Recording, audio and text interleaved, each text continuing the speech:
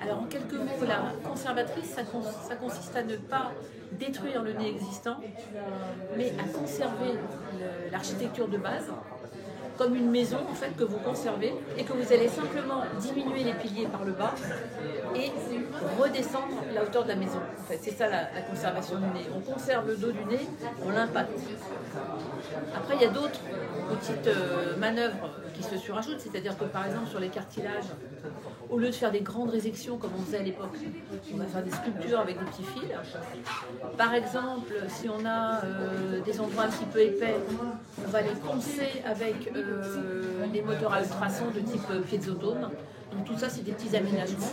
Mais en gros, on ne détruit pas, on reconstruit. C'est une technique soft, finalement. Oui, c'est une technique soft, mais c'est vrai qu'en rhinoplastie, malgré tout, il n'y a quand même rien de vraiment complètement soft. Hein. Ça reste quand même de la chirurgie. Pourquoi les jeunes sont très attirés par ce type de technique? Parce que les suites sont quand même un peu plus simples. Parce qu'on conserve l'architecture de base du nez, donc ils aiment la forme, le rendu au final. Parce qu'on a moins d'irrégularités qu'on avait avant quand on enlevait une bosse avec un marteau, on tapait, on avait des irrégularités sur le dos du nez. Parfois, il fallait les combler avec des processus de camouflage. Et là, on va garder le côté un peu doux du nez, le côté un peu naturel, et on va impacter. Et en plus, c'est une technique relativement beaucoup plus rapide par rapport aux autres techniques, on peut le dire. Alors, c'est un peu plus rapide, mais quand même, une rhinoplastie, il faut quand même compter une intervention qui va durer au minimum 2 heures. C'est difficile de faire moins, parce que c'est quand même, malgré tout, c'est très minutieux.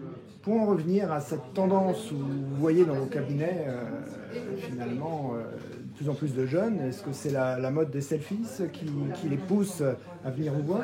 Oui, parce qu'ils font toute la journée des selfies. Alors en plus, le focus de l'iPhone ou d'autres types de téléphones fait que c'est une loupe grossissante, donc ça aggrave les défauts du nez. Et du coup, parfois, quand on fait des vraies photos normales, le nez est moins important que ce qu'il apparaît dans les selfies. Et donc vous, justement... on fait des photos normales avant toute chose. Oui. On part pas sur un selfie pour refaire le nez. On fait toute une série de clichés professionnels dans le cabinet. Il y a tout un studio photo. Ensuite, on fait des retouches avec de l'imagerie et un système de logiciel qui permet de montrer le nez plus tard, après opération. Et puis à partir de là, on opère ou pas. Alors vous avez également une autre clientèle, ce sont les hommes? Alors on a les hommes.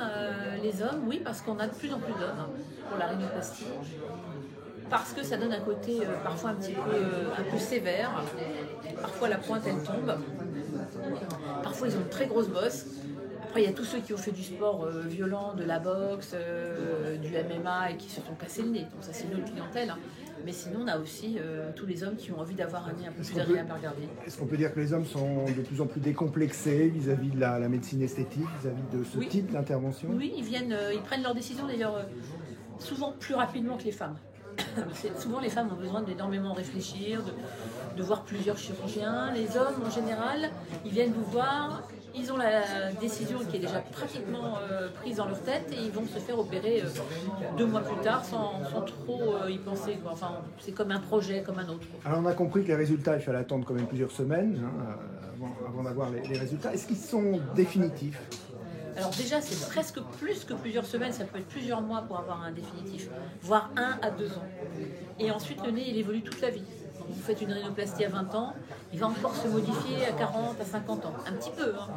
Un petit peu. La pointe va recommencer un petit peu à bouger, les cartilages vont un petit peu s'affiner, la pointe peut s'épaissir un peu, donc le nez évolue toute la vie. Oui, parce que le nez évolue. Alors, est-ce qu'il évolue en bien, en mal? Comment il évolue le nez? Alors sur un nez naturel qui n'a pas été opéré, il a tendance, le nez, à évoluer avec une petite chute de la pointe, un épaississement des parties molles, donc un petit peu moins bien. Sur un nez qui a été bien opéré avec une bonne structure de la pointe, normalement cette structure de la pointe va faire en sorte que le nez ne tombera plus après quand elles auront 50-60 ans. Mais sur un nez mal opéré, Par exemple, les nez qu'on faisait dans les années 60-80 où on enlevait tous les cartilages du méso, on se retrouve avec des phénomènes comme Michael Jackson, c'est-à-dire feu Michael Jackson, paix à son âme, avec des rétractions des cartilages, des rétractions qui fait qu'ils avaient des nez qui n'existaient plus, qui étaient des nez tout à fait informes au milieu du visage et qui surtout respiraient plus du tout.